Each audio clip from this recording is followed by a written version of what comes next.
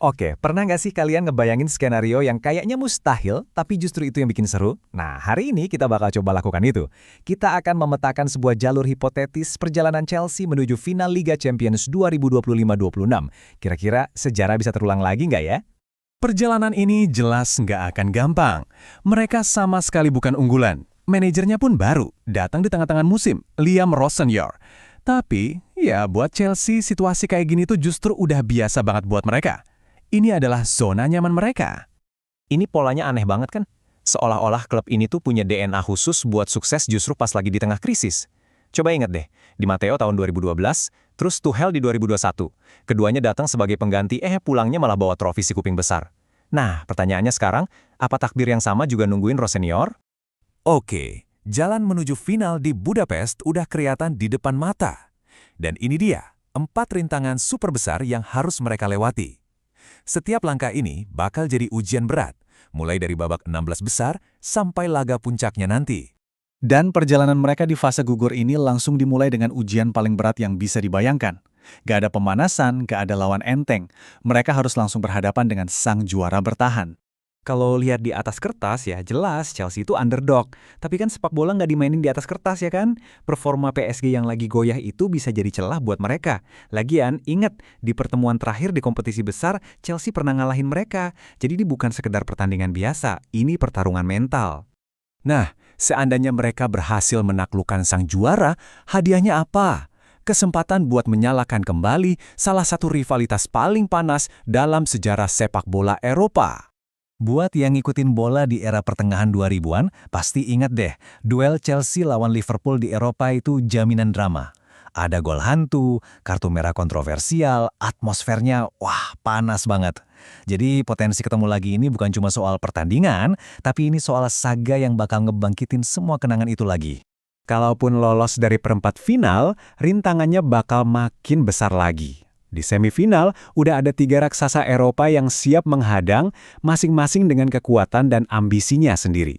Mau ketemu kekuatan finansialnya Man City, sejarah besarnya Bayern München, atau rivalitas sengit sama Arsenal, setiap skenario itu kayak mimpi buruk.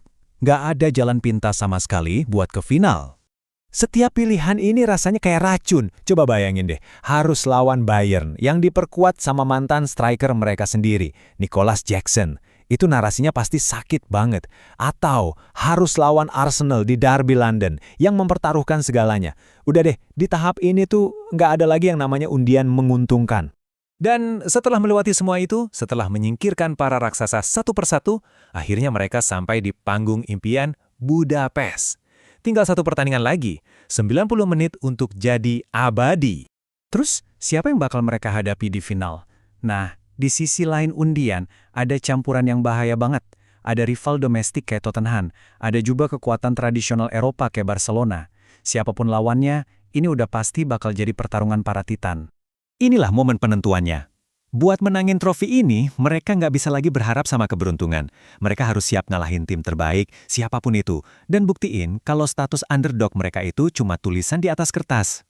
Jadi, jalurnya udah jelas, sebuah pendakian yang curam banget menuju puncak Eropa. Kita udah lihat peta perjalanannya. Tapi, pertanyaan terbesarnya masih sama.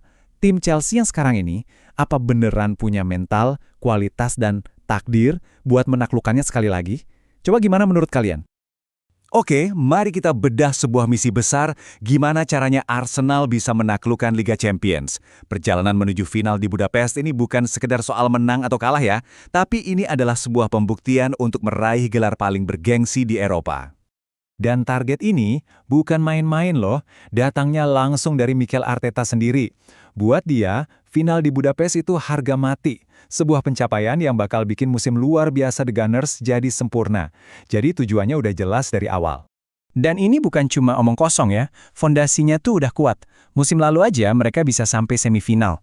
Terus, musim ini mereka juga tampil oke banget, lawan tim-tim besar kayak Atletico, Bayern, dan Inter di fase Liga. Kayaknya sih, mereka udah siap buat melangkah lebih jauh lagi. Nah, perjalanan ini kan harus dimulai dari suatu tempat. Ujian pertamanya, Bayer Leverkusen dari Jerman. Coba deh kita bandingin. Di satu sisi ada Arsenal, semifinalis musim lalu yang udah pernah ngalahin Olympiakos. Di sisi lain Bayer Leverkusen, tim peringkat 6 Bundesliga yang harus susah payah dulu lawan tim yang sama di babak playoff. Jelas banget kan siapa yang lebih diunggulkan di sini? Oke, anggaplah mereka lolos ya. Pertanyaan besarnya kan, selanjutnya apa? Siapa yang bakal nungguin mereka di babak berikutnya? Nah, di perempat final ini ceritanya jadi makin seru nih. Soalnya lawannya nanti bisa jadi punya bumbu-bumbu drama yang kental banget. Ada dua skenario yang menarik. Pertama, lawan Sporting CP. Wah, ini bisa jadi ajang balas dendam setelah disingkirkan di Liga Eropa 2023. Plus ada reuni emosional buat Victor Gyökeres. Atau mereka bisa ketemu Bodo/Klimt. Ini tim kuda hitam dari Norwegia yang ceritanya kayak dongeng. Dan jangan salah loh, mereka ini punya rekor numbangin raksasa kayak Man City, Atletico, sampai Inter. Kalau mereka berhasil lolos lagi, nah, ini baru ujian yang sesungguhnya.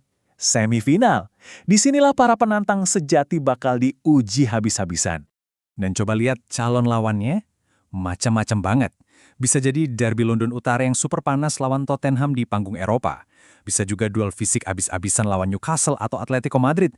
Atau adu taktik tingkat dewa lawan Barcelona. Setiap lawan nawarin tantangan yang beda total. Nah, ini dia nih intinya. Jalur Arsenal sampai semifinal itu kelihatannya lumayan enak ya, tapi coba lihat sisi lain baganya. Wah, itu isinya monster semua. Benar-benar arena pertempuran para raksasa.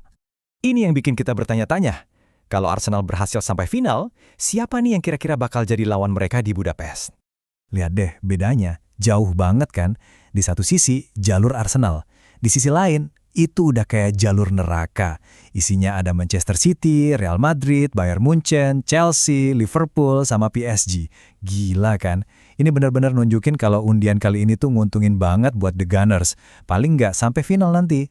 Dan ada satu fakta menarik lagi nih. Karena banyak banget tim Inggris di sisi lain bagan, ada kemungkinan kita bisa lihat final sesama tim Inggris lagi loh. Ini bisa jadi yang pertama kalinya dalam 5 tahun, tapi yaitu syaratnya salah satu dari mereka harus bisa selamat dari jalur neraka tadi. Jadi pertanyaan besarnya balik lagi ke awal. Dengan jalur yang kelihatannya lebih mulus begini, apa ini akhirnya tahunnya Arsenal buat jadi raja di Eropa? Gimana menurut kalian? Waktu yang akan menjawab semuanya.